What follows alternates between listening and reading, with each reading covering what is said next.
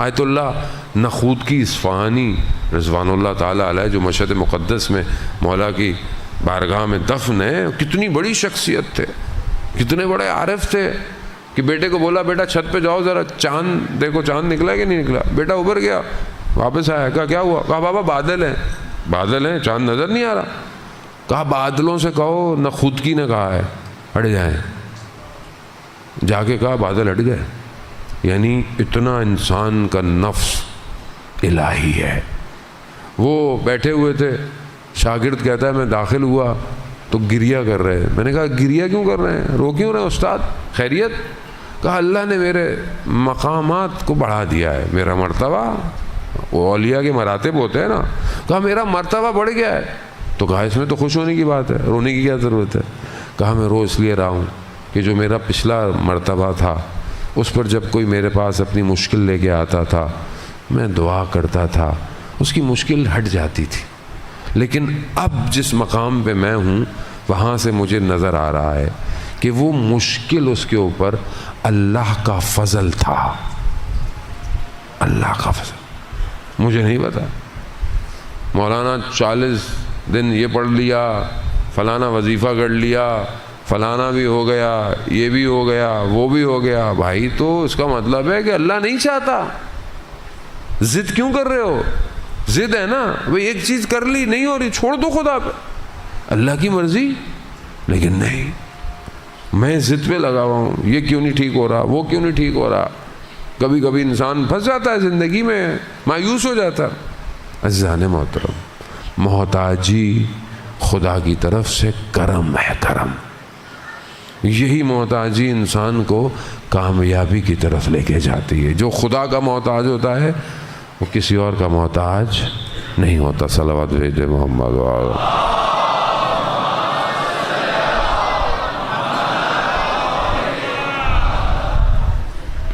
وہ ایک اگلی صفت ہے کہ امام فرماتے ہیں کہ خدا کی راہ میں ذلت کو زیادہ پسند کرتا ہے، نہ کہ خدا کے دشمن کے مقابلے میں اس کی عزت ہو۔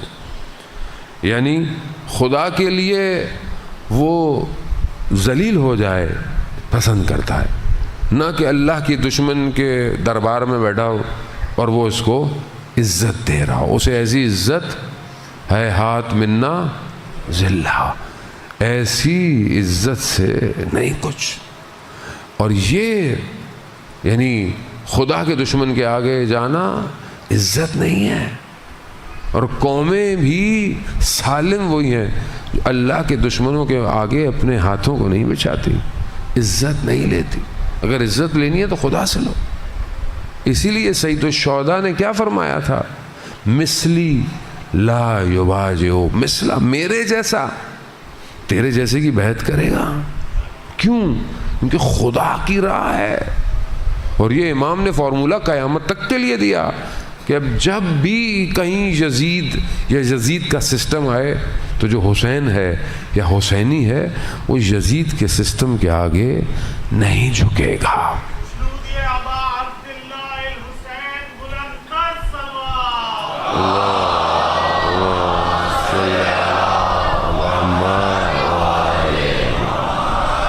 عزیزان محترم، 2 صفتیں اور رہ گئی ہیں، انشاءاللہ ہماری عقل سالم ہو جائے گی۔ 9ویں صفت امام فرماتے ہیں کہ جس کی عقل سالم ہوتی ہے وہ گمنامی کو پسند کرتا ہے، یعنی شہرت سے دور جاتا ہے، شہرت سے بچتا ہے۔ کوئی بھی کام کرتا ہے اپنے آپ کو سامنے لانے کی کوشش نہیں کرتا، گمنامی میں ہی نام ہے۔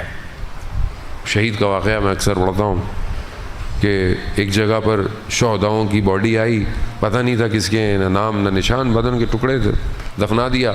قبروں کے اوپر لکھا ہوا تھا گمنام شہداء، نام ہی نہیں تھا۔ تو ایک ماں جس کا بیٹا نہیں پتا تھا اس کی باڈی نہیں، اس نے بہت راز و نیاز اور بہت گریہ کیا، تو خواب میں اسے بتایا گیا کہ فلانی جو قبریں ان میں سے ایک قبر تمہارے بیٹے کی ہے، درمیان والی۔ یہ وہاں گئی، انہوں نے DNA ٹیسٹ کیا تو پتہ چلا کہ قبر اسی کے بیٹے کی ہے۔ تختی چینج ہو گئی، گمنامی ہٹ گئی، نام آ گیا۔ وہ اپنی ماں کے خواب میں آیا، کہا ماں گو کہ آپ کو سکون ضرور مل گیا ہوگا لیکن میرے ساتھ بڑا ظلم ہوا۔ کہا کیوں؟ کہا وہ جو گمنام قبریں ہیں نا ان سب پر حضرت سیدہ تشریف لاتی ہیں۔ کیوں؟ کہ خود بیوی گمنام ہے نا، ان کا مرقد نہیں ہے۔ یہ لوگوں نے بولا جی سعودیہ کے ساتھ حالات اچھے ہو گئے تو بیوی کا حرم بنے گا۔ بیوی کا کہاں حرم بنے گا؟ مگر آپ کو پتہ ہے بیوی کی قبر کہاں ہے؟ کسی کو نہیں پتا۔ جنت البقیع پورا الگ ہے، بیوی کا مرقد الگ ہے، نہیں پتا، کسی کو نہیں پتا سوائے امام زمانہ کے، کسی کو نہیں پتا۔ تو اسی لیے گمنامی میں نام ہے، عقل سالم گمنام رہنا چاہتی ہے۔ 10ویں اور آخری صفت اور آپ سے التماس دعا، امام فرماتے ہیں، اور یہ سب کا خلاصہ ہے، امام فرماتے ہیں کہ یہ جو عقل سالم ہوتی ہے نا جس کی، یہ جب بھی کسی کو دیکھتا ہے، بہت امپورٹنٹ ہے، جب بھی کسی کو دیکھتا ہے، کسی کو بھی دیکھتا ہے تو کیا کہتا ہے؟ یہ مجھ سے بہتر ہے، یہ مجھ سے زیادہ بات تقویٰ ہے، کسی کو بھی دیکھتا ہے۔ عزیزان محترم، خوب یہ صفات ہوتی ہیں، عقل سالم بنتی ہے۔ شہید عارف عقل سالم تھی، شہید عارف نے کبھی اپنی تعریف نہیں کی۔ آپ ان کی ریکارڈنگ سن لیں، آپ ان کی کتابیں پڑھ لیں، جو کتابیں ان پر لکھی گئی ہیں، کبھی شہید نے یہ نہیں کہا کہ وہ بہت کچھ کرتے ہیں۔ گو کہ ان کی اردو اتنی اچھی نہیں تھی، مگر آپ دیکھیں کتنے محبوب تھے وہ ہر علاقے میں۔ ہماری طرح نہیں تھے یار، ہم لوگ نہیں بن سکتے، ہمیں تو چلنا نہیں آتا، ہماری تو گاڑیاں ختم نہیں ہوتی، ہم کہاں لوگوں کے پاس اتریں گے۔ ایک شخص کہتا ہے کہ کسی پنجاب کے کسی بہت چھوٹے سے علاقے کا تھا اور بہت زیادہ اتنا مذہبی بھی نہیں تھا، کسی چارپائی پہ جب تصویریں چھپیں شہادت کے بعد کہ یہ قائد تھے تو وہ شخص عجیب سا ہو گیا۔ کہا یہ قائد تھے؟ ہاں۔ کہا یہ کچھ عرصے پہلے ادھر سے گزر رہے تھے تو میں بیٹھا ہوا تھا تو ہمارے پاس آئے، بیٹھے، ہم سے باتیں کی اور یہ کر گئی، قائد تھے۔ آج کے مولوی کے پاس تو بات کرنے کا ٹائم نہیں ہے۔ میں لوگوں کو نہیں کہہ رہا، خدا نخواستہ میں اپنی بات کر رہا ہوں، جانے میرے پاس ٹائم نہیں ہے، میں میسج کا جواب نہیں دے پاتا، لوگ ناراض ہوتے ہیں، حق بنتا ہے، لیکن بہرحال ہم کیا، بہرحال انسان ذرا سی اوپر نیچے ہو جائے تو انسان، میں خود بہت شرمندہ ہوں، جانے میں اپنے آپ کو دیکھتا ہوں تو میں اپنے آپ کو بہت نیچے محسوس کرتا ہوں۔ قائد جیسی شخصیت کہاں سے لائیں؟ نہیں ہے کوئی۔ تبھی تو آج ہمارے معاشرے کا یہ حال ہو گیا۔ عارف حسین دوبارہ پیدا نہیں ہوا، واقعاً عارف حسین تھا جو امام حسین کو پہچانتا تھا۔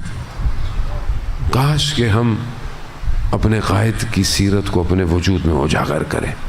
آج جو سب سے بڑا فقدان ہے وہ ہمیں اسی چیز کا ہے نا، الہی شخصیت چاہیے، نام نہیں چاہیے۔ زان محترم، شخص ایسا ہو جو اللہ سے جڑا ہوا ہو۔ بس کربلا یہی داستان ہے کہ اپنے آپ کو اللہ سے جوڑ دو، بس اس کے علاوہ زندگی میں اور کچھ نہیں ہے۔ آج اگر ہم شہید کا ذکر کر رہے ہیں تو ہم کوئی کمال نہیں کر رہے، یہ شہید نے زندگی ایسی گزاری کہ ہم مجبور ہیں کہ جتنا بولیں کم ہے۔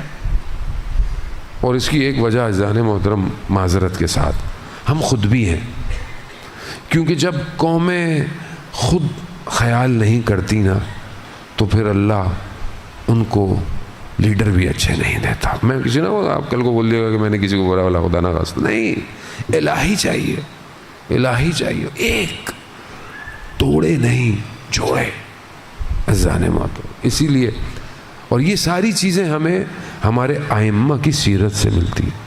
مولا کائنات نے لوگوں کو جذب کیا ہے، سید الشہداء نے لوگوں کو جذب کیا ہے۔ آج بھی دیکھیں پوری دنیا حسین حسین کر رہی ہے، آج بھی امام حسین جوڑ رہے ہیں، کوئی بھی مذہب کا ہے، کوئی بھی فرقے کا ہے، کوئی مذہب، ہماری مجلس حسین کی مجلس ہے اور ہونی بھی یہی چاہیے کہ ہم ان مجلسوں میں آ کر امام حسین کے ہدف کی گفتگو کریں، نہ اپنی باتیں کریں۔ عزیزان محترم، اختلاف سب میں ہوتے ہیں، نظریات سب کے الگ الگ، وہ بری بات نہیں ہے، لیکن مجلس کا مقصد حسین ہے۔